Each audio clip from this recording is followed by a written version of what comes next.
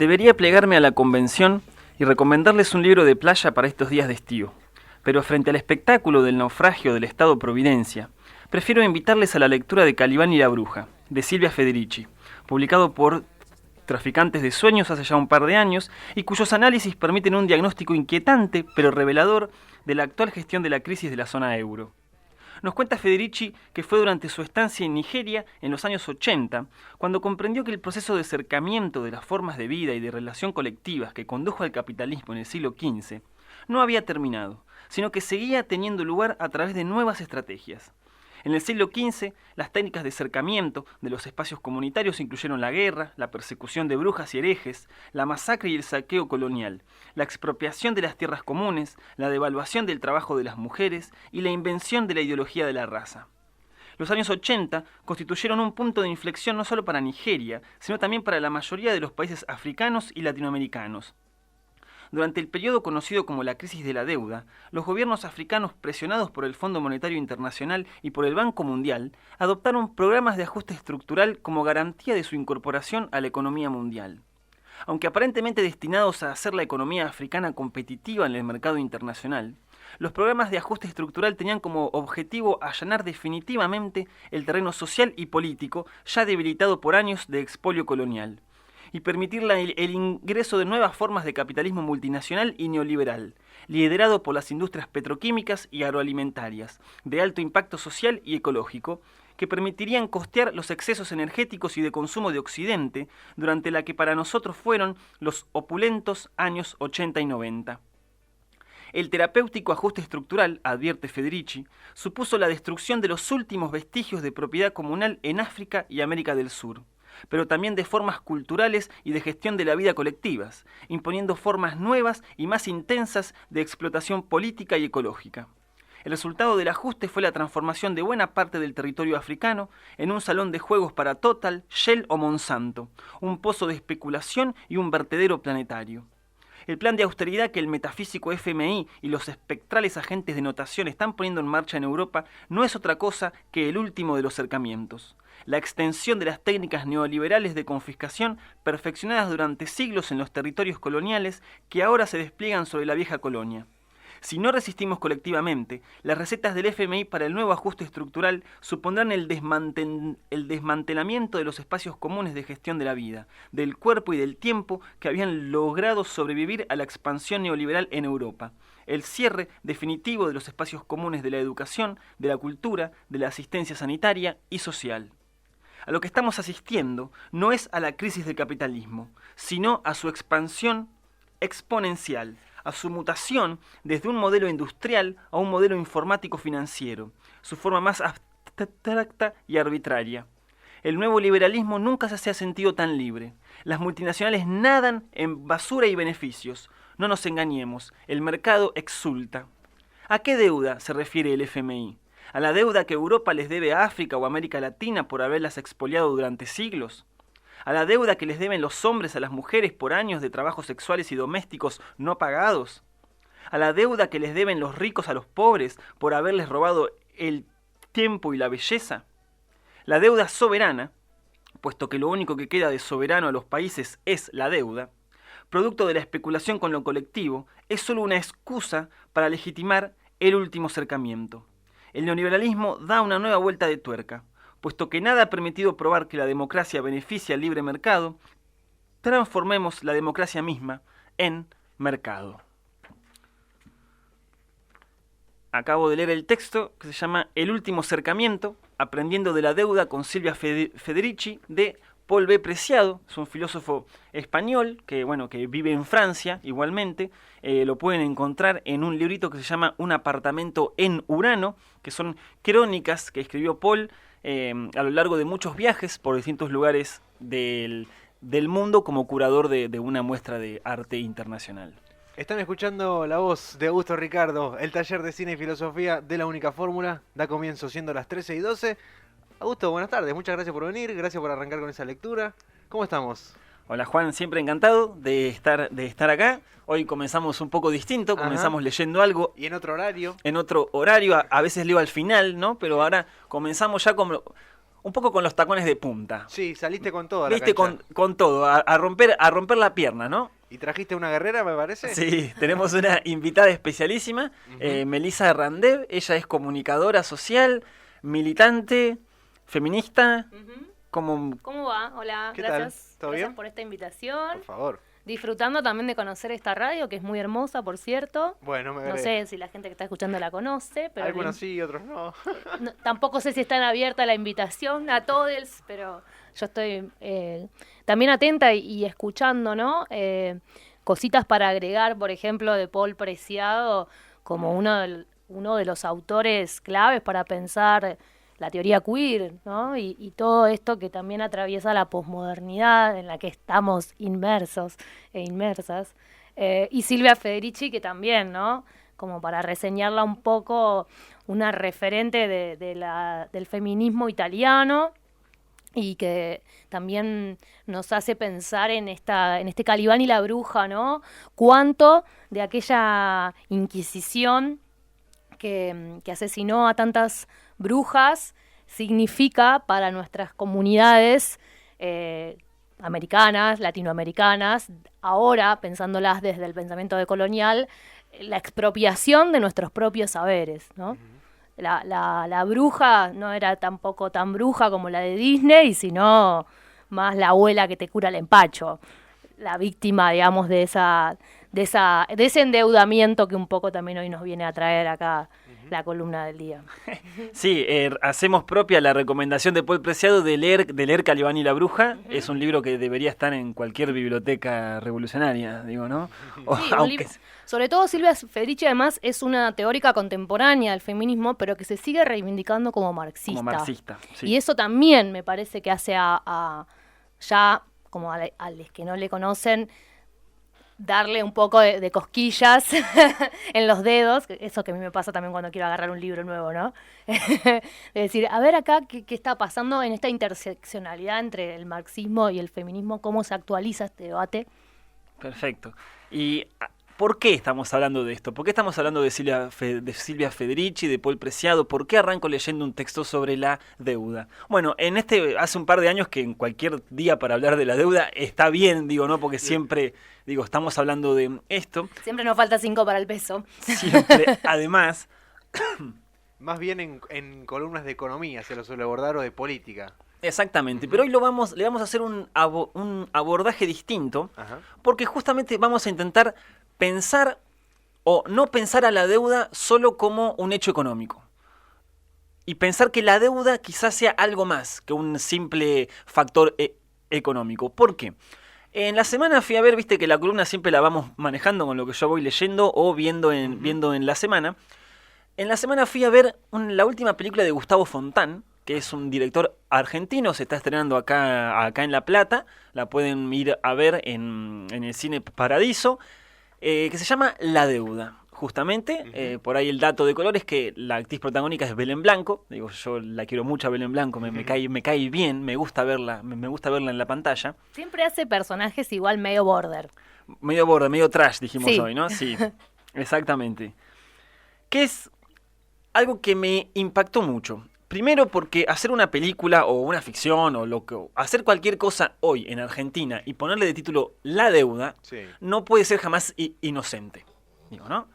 Y esto, algo que a mí me llama mucho la atención. ¿Por qué? Porque si vemos los últimos 10, 20 años de cine argentino de ficción, siempre digo alguna excepción hay, digo, ¿no? Pero si lo vemos en el panorama general, el gran ausente de la ficción en Argentina es la política.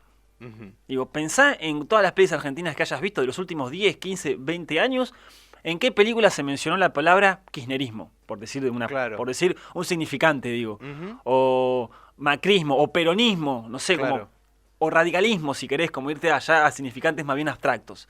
Pero vos estás hablando de la política en las grandes ligas solamente. Digo, pienso eso como decir, bueno, ¿qué referencia hay a...? Si no mencionan a las grandes ligas, imagínate a la territorial, menos. Siempre estamos hablando del terreno de la ficción, ¿no? Porque el Sí, sí, documental sí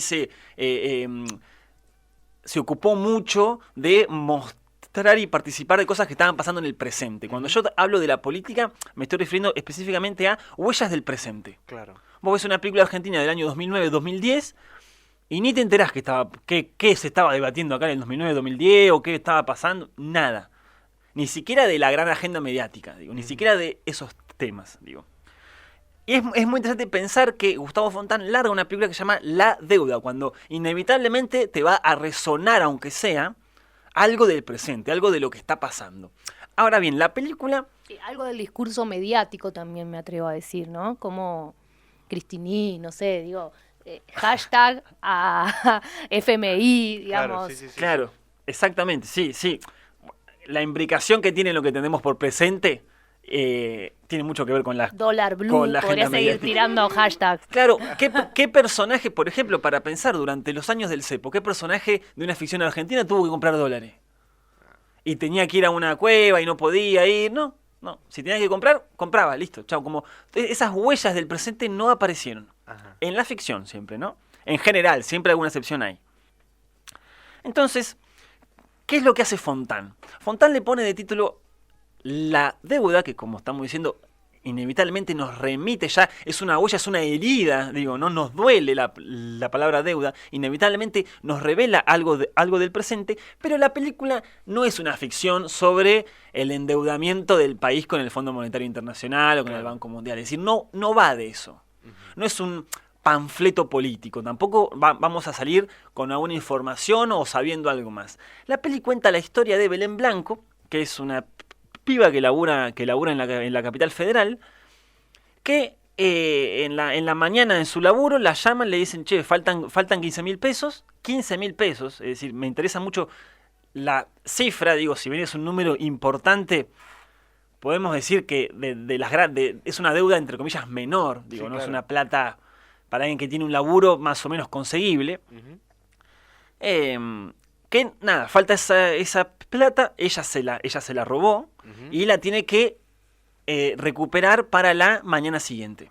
Entonces lo que va a mostrar la película es todo el periplo de esa noche entera de ella yendo a visitar a la hermana, al marido, a un amante chongo que tiene, para que le presten plata.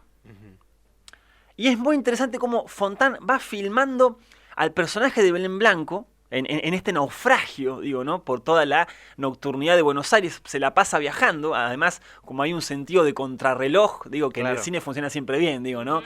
Hay 5 minutos para Especie de road desactivar. movie, digamos. Exactamente. Que tiene mucho de noche, que tiene mucho de ritmo de ciudad nocturna, donde ya no es el ritmo del día, y donde justamente Fontán hace... Perdón, pero podría ser también ese París, digamos, esta siempre analogía que viene bien entre Buenos Aires y París, pero que Buenos Aires tiene eso, ¿no? Como también la típica postal de la noche porteña, que también podría ser la ciudad de las luces, París, donde estaba escribiendo Paul Preciado. Tal cual, digo, es cosmopolita, digo, ¿no? Podría ser Buenos Aires como podría ser cualquier otra capital del mundo. Nos pega un poquito más igual que sea Buenos Aires por los hechos recientes y por nuestra propia historia. Entonces, donde va a hacer hincapié Fontán es en los vínculos. Cómo esta cuestión de la deuda va a afectar los vínculos sociales, el vínculo con la hermana, el vínculo con el marido, el vínculo con el chongo y finalmente el vínculo con la madre. No quiero revelar aspectos del argumento porque uno nunca sabe por qué se robó la plata Belén Blanco y después al final más o menos queda claro, digo, y es una revelación interesante. Lo que a mí me interesó de la película, más allá de que está bien hecha y recomiendo mucho que la vayan a ver, me interesó pensarlo mucho y por eso también la idea de que venga Meli hoy a charlar de esto, es pensar junto con un filósofo que a mí me gusta mucho, que es italiano, que se llama Mauricio Lazzarato, pensar al hecho de la deuda no como algo económico, sino como algo político. ¿Qué quiere decir esto? ¿Por qué esta separación? Pensemos un poco cómo todos nos hemos vuelto un poco expertos en temas de la deuda. Digo, ¿no? Todos sabemos por qué vos sabés qué es el riesgo país, qué son los bonos, qué son las LELIQ, qué son las LEBAC. Digo, no porque uno termine de entender todo, pero sabemos mucho más que gente de otros países de cómo se manejan esas cosas. De gente digo, ¿no? de economías ordenadas, ¿no? Tal cual, o sea, jamás compré un bono y sin embargo sé cuáles son, sé cómo cotizan, digo, ¿no? Sí. ¿Por qué? Esto es interesante para pensar cómo la deuda se ha ido desparramando en el tejido social. Ujú. Digo, no son solo los estados los que toman deuda, no son solo los países, son las personas, digo, ¿no? Tener una tarjeta de crédito, Ujú. acceder a un préstamo, comprar algo en cuotas, digo, es en realidad endeudarse, Ujú. ¿no? Esto es lo que le va a interesar a Lazzarato, pensar cómo la deuda ya se está desparramando en el tejido social y todos, de alguna manera, estamos siempre endeudados. Nuestra vida diaria, nuestra vida cotidiana, tiene que ver siempre con el tomar deuda. ¿Y cuál va a ser el problema de esto? Porque, de hecho, es muy interesante si uno la va a ver al cine comercial, a la película. Acá hay antes de la película te pasan una publicidad del Banco Provincia, donde hay una jubilada intentando apagar unas velas, ¿no? por el cumpleaños y no se le cumplen los deseos. Dice, ¿no? Entonces llama a la fábrica de velas y le dice, si sus velas no me siguen cumpliendo los deseos, voy a cambiar de marca, qué sé yo. ¿Cómo termina eso? No pidas un deseo, pedí un préstamo. Ey, La publicidad siempre rematando todo en 3, 2, 1. ¿No? Es decir, hablando un poco ya de lo fácil, cotidiano y rápido que se puede pedir un préstamo. Digo, ¿no? quiero decir que esta semana se renovó la cartelera como todos los jueves y no está más en cartelera la deuda, pero bueno, va a estar en otros lados. Va a estar en otros lados. A partir del jueves 10 de octubre va a estar en el espacio Inca. Perfecto. Y se va a hacer una presentación junto con los chicos de la revista Pulsión. Bien. Y va a estar el propio Gustavo Fontán presentando la película, así que aprovechamos a pasar el dato, invitarles a que participen. Va a estar ahí en el espacio Inca, en la sala Select, Exacto. del arriba pasaje del Dardo Rocha. Así que es una oportunidad increíble para poder verla. Es una hermosa sala y es mucho más económica que las otras salas, así Sí. que gran oportunidad. Y encima con la presencia del director. ¿Qué más querés? Alto plan. Alto plan. Perfecto. Entonces, ¿qué es lo que va a decir Lazzarato? Esta idea de que la deuda se está desparramando tiene consecuencias no solo económicas, sino políticas. ¿Por qué? Porque y él fundamentalmente le va a interesar varias cosas, pero una, que es el tiempo. La confiscación del tiempo. ¿Qué sucede? Si vos, Juan, vas y te compras un lavarropas ahora por 12 cuotas, Ujú. por ejemplo, ¿no? Vos decís, bueno, ¿vos qué estás haciendo? Y te estás comprometiendo a, durante 12 meses, Exacto. pagar esa cuota. Ujú. Para pagar esa cuota, vos tenés que generar dinero. O tenés que conseguir el dinero de alguna manera, ¿no? Es decir, vos te estás comprometiendo a tener un tipo de vida o tener un tipo de existencia que genere esa cantidad de dinero durante 12 meses. Claro. Es decir, en el momento en que vos tomás una deuda, inevitablemente ya hay cosas que no vas a poder hacer.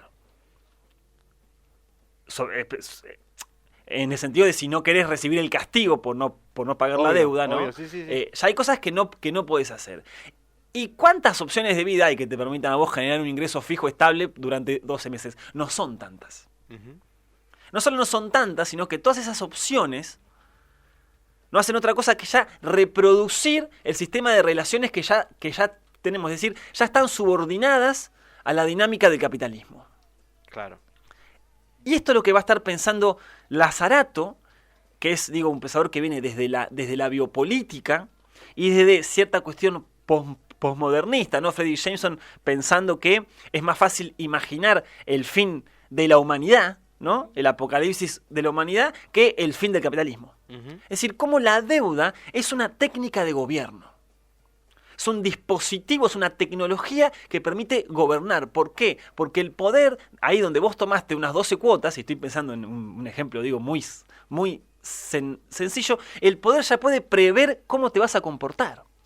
Sos previsible. Te quita tu tiempo futuro. Ujú. Te quita la capacidad de fantasía. Te quita la capacidad de imaginar futuros distintos, futuros posibles. Confisca, dice Lazzarato, tu tiempo futuro. Claro. Y eso a nivel micro, nosotros, y por otro lado, a nivel del país. Digo, ¿no? ¿Qué significa estar endeudado? Significa esta idea de perder soberanía.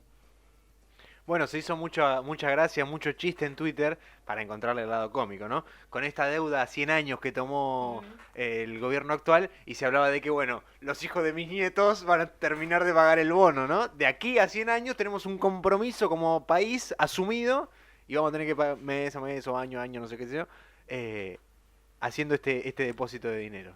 Y para terminar esto y ya darle la entrada a Meli recuperando esta idea de bono a 100 años, ¿qué es lo que va a estar pensando Lazzarato? Que como buen biopolítico, él va a pensar que el poder no es simplemente algo que reprime, algo que te prohíbe, algo que castiga. No, si vos no me pagás la deuda, yo te castigo, te meto en la cárcel o lo que sea. Sino que el poder, va a decir Lazzarato siguiendo a Michel Foucault, ya no tiene esa lógica de un soberano, un lugar central que va mandando sobre el resto de las cosas. Él va a pensar el poder como desparramado en el tejido social y tratar de mostrar todos esos poderes que se ejercen en las relaciones personales o desparramados en la pirámide, ¿no? Un poder que ya no es vertical sino horizontal. ¿Qué ejercicios de poder ejercemos nosotros constantemente en lo cotidiano?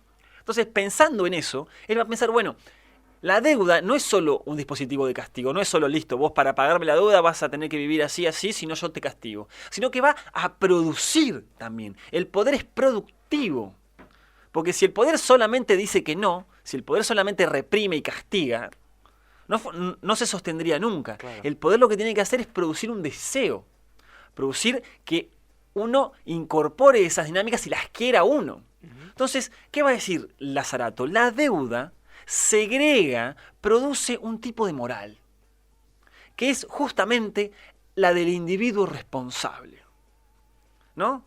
Por eso cuando uno habla, ¿no? No, a la deuda no hay que pagarla, salta todo el establishment, no, ¿cómo no vas a pagar la deuda? Es de mal tipo pagar la deuda, ¿no? No es de responsable. ¿Cómo nos van a ver en el mundo, no?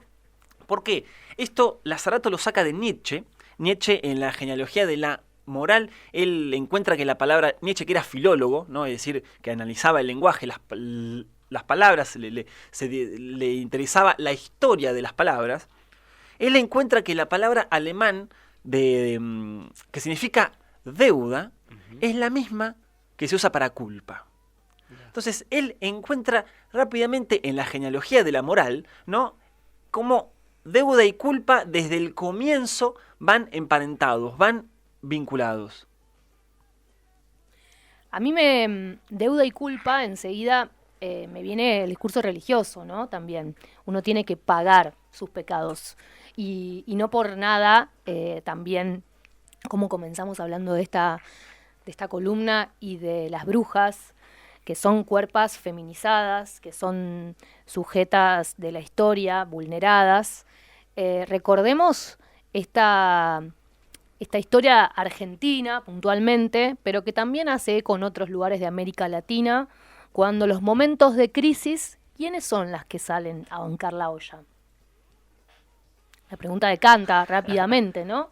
Las mujeres de la familia, en el 2001, fueron las que salieron a hacer los primeros cortes, las ollas populares, y la invitación de Augusto hoy a mí me parece más que interesante para pensar cómo la deuda se cobra sobre nuestras cuerpos. Se cobra artritis, se cobra dolores de espalda, se cobra dolores de cabeza, en términos así bien materiales, volviendo a las nociones marxistas de nuestra amiga Silvia, pero también se cobra, por ejemplo, en esa desesperación, esa preocupación extrema de una mujer que tiene que bancar la olla porque tiene niñeces, porque tiene una familia a la cual sostener. Y cómo esto de la deuda también genera especulaciones en algunos sectores, como son los bancos, las casas de créditos rápidos. Fíjense también cómo cada vez más alrededor, sobre todo de los trenes, las estaciones de transporte, los lugares más periféricos de la ciudad donde transitan las clases populares, todos hashtags, siguen apareciendo y con más frecuencia estos cartelitos y papelitos que dice, bueno, obtenga 5.000 pesos, 10.000 pesos, cifras que son módicas, pero que también van a tener un interés que no va a ser módico, ¿no? Y entonces la deuda viene a pensar también, o viene a hacernos pensar quiénes son las que se van a endeudar. Y creo que la audiencia también, habida cuenta, puede también, si quiere, escribirnos y contar alguna experiencia. Pero digo, en estos momentos, muchas de nosotras, quizás las afortunadas, tenemos un trabajo con un salario, un trabajo que no sabemos en qué condiciones, porque lamentablemente la falta de regularización cada vez es mayor. Muchas veces tenemos que ser monotributistas y pagarnos nuestro propio monotributo, aunque seamos empleadas del Estado. Además de eso, tenemos que volver a casa, nuestra segunda jornada de trabajo, pero sin salario, que es el mantenimiento del cuidado, las tareas de cuidados en sí mismas, que son tareas feminizadas. Y ahí aparece, ¿no?, algo que ahora ya no se escucha tanto, pero lo deben recordar, esto de la feminización de la pobreza, ¿no? ¿Quiénes son, otra vez pregunto yo, las personas que se van a endeudar para pagar la comida de ayer? Entonces, me interesa que podamos pensar otra vez entre todos qué pasa con estas consignas, por ejemplo, feministas, que no son solo del feminismo, porque también son de la economía social, que tiene que ver con el libres y desendeudadas, nos creemos. Porque desendeudadas implica también no tener esa preocupación, no tener la soga al cuello. Conozco historias de emprendedoras, esta palabra que a la gobernadora le gusta tanto, sí, y al nuevo gobierno esperemos que no tanto, aunque no sabemos. Emprender está buenísimo. Ahora, ¿qué pasa? Yo con esas 10 luquitas, 5 luquitas, 15 luquitas, con las de Belén Blanco, puedo hacer un primer desembolso para comprar, por ejemplo, una bolsa de harina, un poco de levadura y ponerme a amasar. Bueno, no sé cuánto estaré pagando de gas esa persona, lamentablemente capaz que tengo que derivar 2, 3 lucas para el gas, pero digo, con una módica suma puedo empezar un emprendimiento en mi casa y parece una genial idea, ¿no? Parece que todos tenemos a la mano eso, un poco de harina, un poco de levadura y podemos salir a vender pizzas, por ejemplo, el finde, ¿no? Chicos, se me acaba de ocurrir este re buen plan. Pre-pizzas, ¿cómo la ven? Pre-pizzas para el sábado, para el viernes a la noche, para la juntada con los amigos, ya te armo, ¿no? Entonces, tengo la masa hecha, tengo la pre-pizza, pero tengo que salir a repartirla. Además, tengo que poner mi teléfono, tengo que tener o internet para tener el espacio de difusión para que me lo compren. Es decir, contraje una deuda, en principio, de dinero, pidiéndola prestada o lo que fuere, pero después tuve como otra vez, poniendo en ejemplos lo que dice Augusto, tengo que invertir mi tiempo, o sea, el tiempo de ocio que iba a ser mi fin de semana, claro, va a ser ocupado en no solo la sostenibilidad de los que están alrededor mío, porque seguramente además vamos a cenar y a almorzar pizza, sino que también va a poner en juego esto, cuánto le dedico de mi cabeza, no solo ya el trabajo, ponerle que terminaste de limpiar todos los bártulos que ensuciaste, ponerle que te fue bien, que te pidieron un montón y que terminaste la jornada de trabajo. ¿Cuál de todas? Me pregunto yo, ¿no? ¿En qué número de jornadas de trabajo enumeramos este emprendimiento que de buena gana, incluso lo podemos haber encarado con amigos, con familia, con gente allegada? O sea, puede haber sido un clima mucho más ameno que en otros espacios de trabajo, pero que simplemente lo estás haciendo para pagar la deuda que ya tenés de antes. Porque en cuánto uno puede hacer una proyección economista, decir, bueno, tenés que vender 10 pizzas por día para pagar la primera cuota de tu crédito. Pero los intereses, ¿cuándo los pago los intereses? ¿En qué momento? Entonces, esto empieza a pasarle a muchísimas mujeres y feminidades de nuestro país. Además, como decís, digo, ¿cómo se paga eso? No solo digo la plata, sino cómo se paga en el cuerpo. Claro, eso digo, bueno, voy a tener que dormir 2 horas menos, me voy a levantar a las 6 entonces, así, no solo tengo que preparar el desayuno a las niñeces o viajar un montón de horas, porque además el alquiler se me fue re caro, entonces tuve que alquilarme una vivienda en una zona más periférica todavía de la que ya vivía, que ya era por afuera de las grandes ciudades, o sea, tengo que aumentar también el costo de traslado, de transporte y otra vez el tiempo, ¿no? En ese descanso, en ese cuerpo que empieza a desgastarse y a envejecer cada vez más endeudada. Tengo una consulta, volviendo a la peli.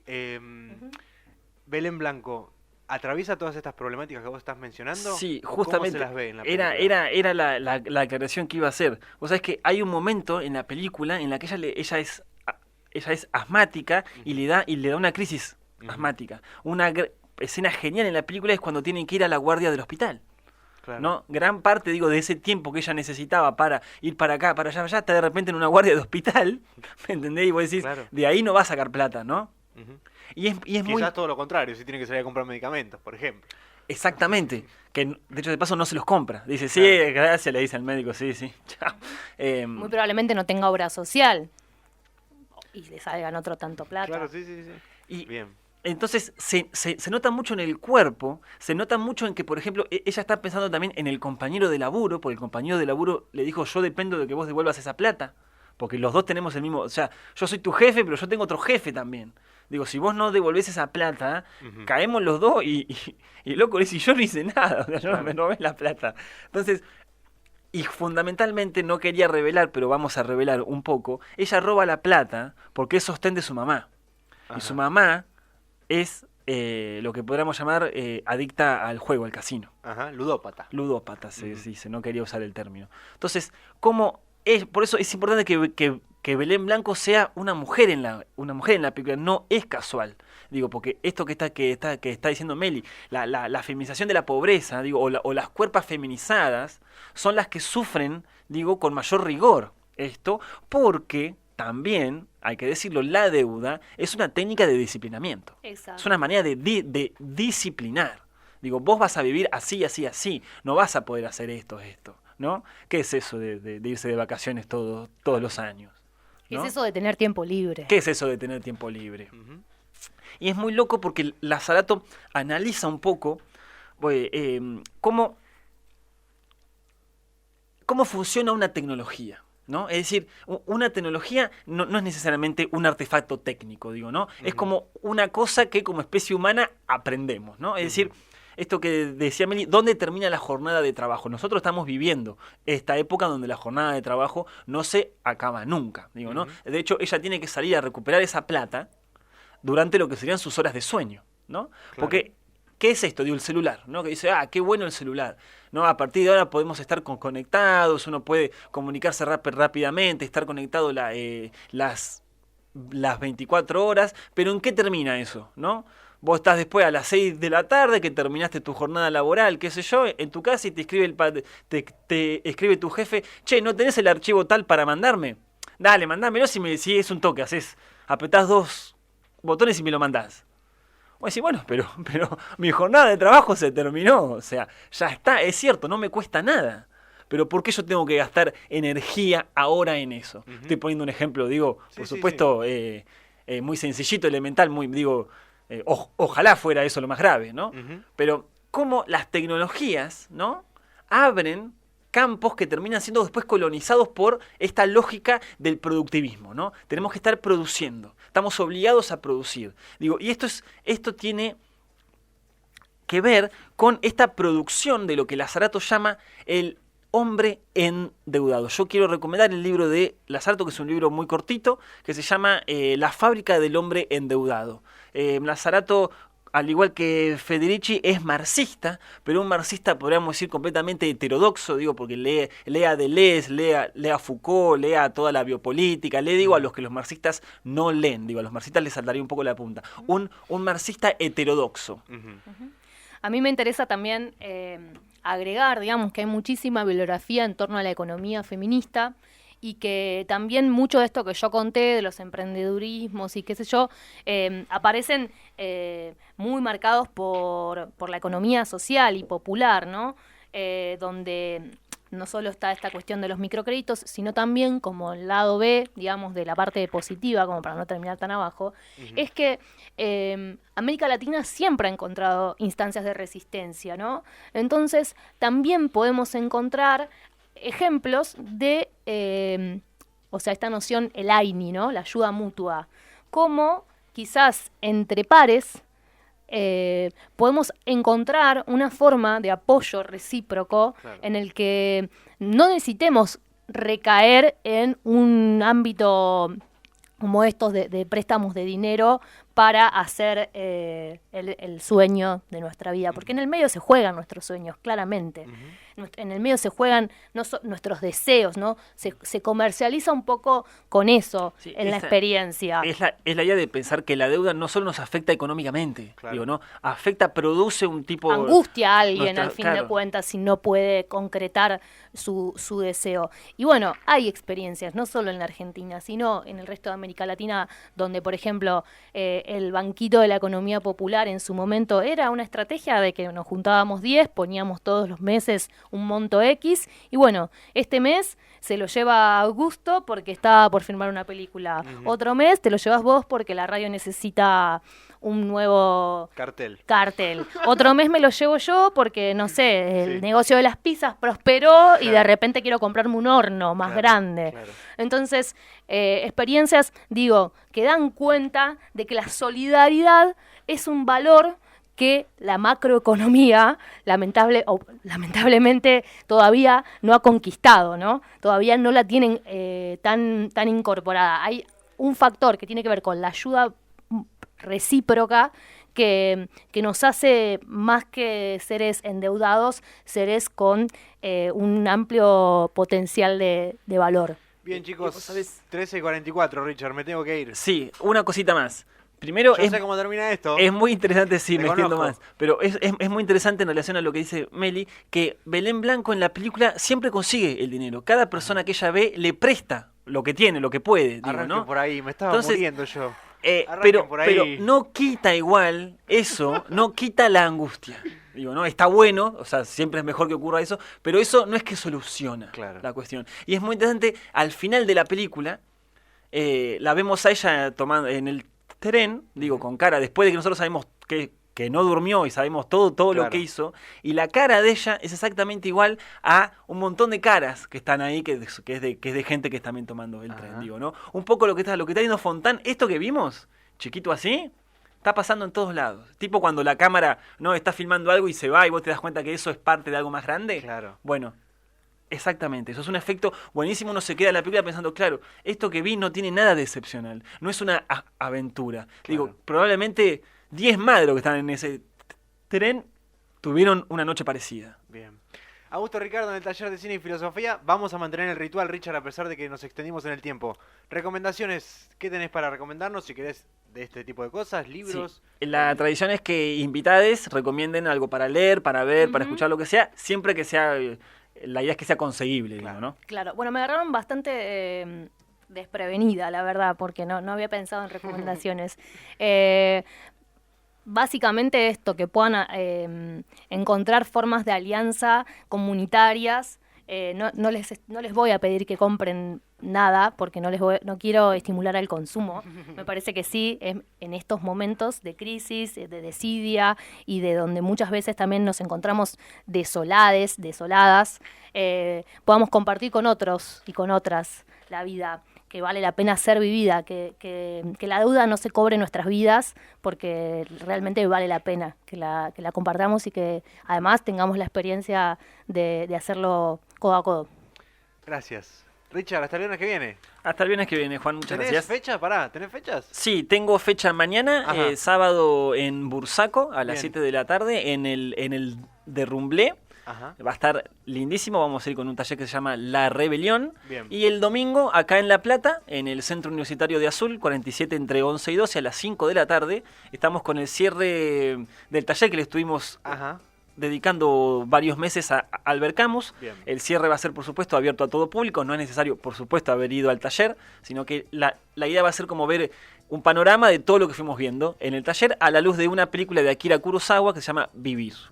Ahora sí, gracias Richard. Taller de Cine y Filosofía de cada viernes en La Única Fórmula. Quédate en la primera del dial, que ya venimos con noticias, con disco nuevo, con toda la música de siempre. Si hacemos la radio, si hacemos la radio, si hacemos la radio.